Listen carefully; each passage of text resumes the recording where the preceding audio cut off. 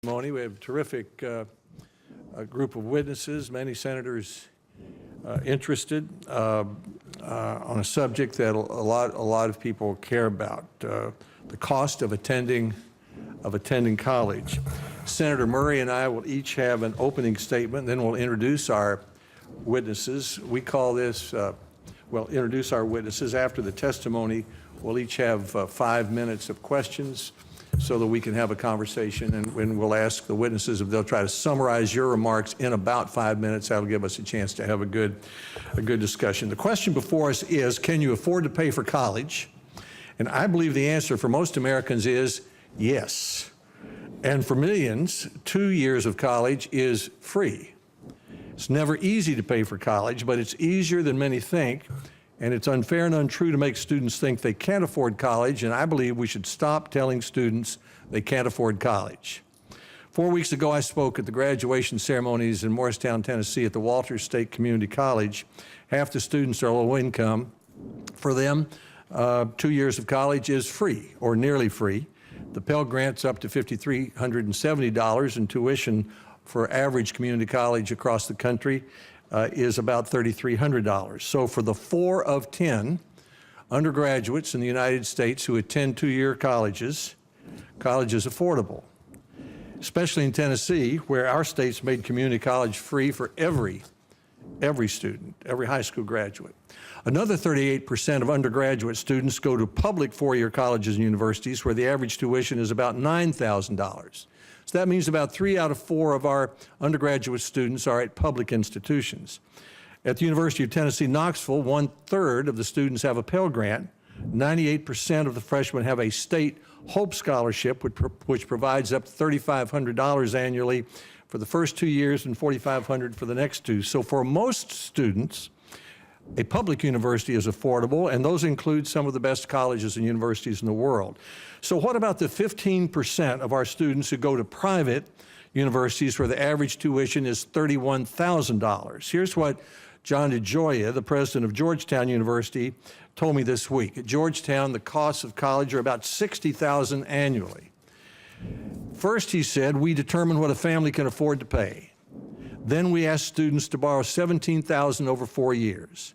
Then we ask the student to work 10 to 15 hours under our work-study program. Then we pay the rest of the $60,000. That costs Georgetown about $100 million a year.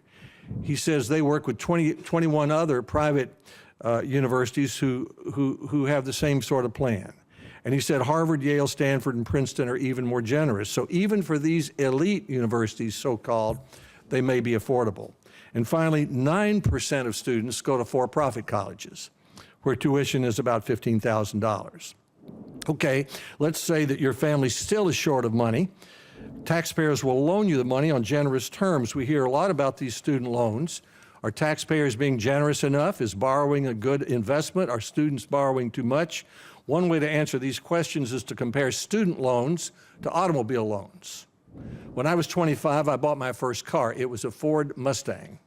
The bank made my father co-sign the loan because I had no credit history and no assets. I had to put up my car as a collateral. I had to pay off the loan in 3 years. If you're an undergraduate student today, you are entitled to borrow at least $5,000 to $6,000 from the taxpayers each year. Doesn't matter what your credit rating is. You don't need collateral. The fixed interest rate for new loans is 4.29% this year. When you pay your loan back, you don't have to pay more than 10% of your disposable income each year. And if that doesn't pay it back over 20 years, your loan is forgiven. Is your student loan a better investment than your car loan? Cars depreciate. The College Board estimates that a 4-year degree will increase your earnings by $1 million on average over a lifetime. Is there too much student borrowing? The average debt of a graduate of a 4-year institution is about $27,000. That's about the same amount as an average car loan in the United States. The total amount of outstanding student loans is $1.2 billion. That's a lot of money. But the total amount of auto loans outstanding in the United States is about $950 billion. Excuse me, the student loans is $1.2 trillion. Auto loans is $950 billion. And I don't hear anyone complaining the economy is about to crash because of auto loans. nor do I hear that taxpayers should do more to help borrowers pay off their auto loans. Well, you might say, what about the $100,000 student debts? The answer is debts over $100,000 make up 4% of student loans, and 90% of those are doctors, lawyers, business school graduates, and others who've earned graduate degrees. Nevertheless, it's true that college costs are rising, and a growing number of students are having trouble paying back their debts. 7 million, 17% of federal student loan borrowers are in default, meaning they haven't made a payment on their loans in at least 9 months. The total amounts of loans currently in default is about 9% of the total. All those loans get paid back one way or the other usually. The purpose of this hearing is to find ways to keep the cost of college affordable and to discourage students from borrowing more than they can pay back. I'm going to submit the rest of my statement for the record to save a little time and just summarize these remaining points. I suggest 5 steps the federal government could take to make college more affordable and to discourage students from borrowing more. One is stop discouraging colleges from counseling students about how much they should borrow. We've had witnesses here who have told us that they're not allowed to require additional counseling before students borrow. 2, help students save by graduating sooner. Senator Bennett, I, and others have introduced the FAST Act, which would make the Pell Grant available year-round. 3, make it simpler to pay off student loans. A Tennessee College president told me last week it took him 9 months to help his daughter pay off her student loan, and he had the help of his financial aid officer. 4, allow colleges to share in the risk of lending to students. 5, point the finger at ourselves in Congress. In my opinion, state aid to public universities is down because of the imposition of Washington Medicaid mandates and a requirement that states maintain their level of spending on Medicaid. In the 80s in Tennessee was paying 70% of the cost of college education. Medicaid spending was 8%. Today, it's 30% Medicaid spending, and the dollars have come right out of state-supported universities. Chancellor Zeppos of Vanderbilt told us that the Boston Consulting Group estimated that it cost Vanderbilt University $150 million in 2014 to comply with federal rules and regulations, about $11,000 per student, which is more than the average tuition and fees for a 4-year public university.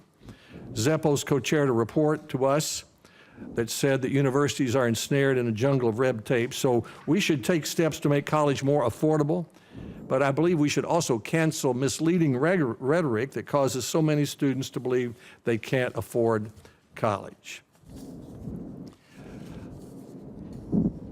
Community college is free for many. At UT Knoxville, 75% of your tuition may be aid. Even at elite private universities, college may be affordable. And if you still need to borrow money, your student loan is likely to be about the same as your car debt, and your student loan's a better investment. Dr. Anthony Carnovale of Georgetown says without major changes, the American economy will fall short of 5 million workers with post-secondary degrees by 2020. So it's a better investment for our country too. Senator Murray.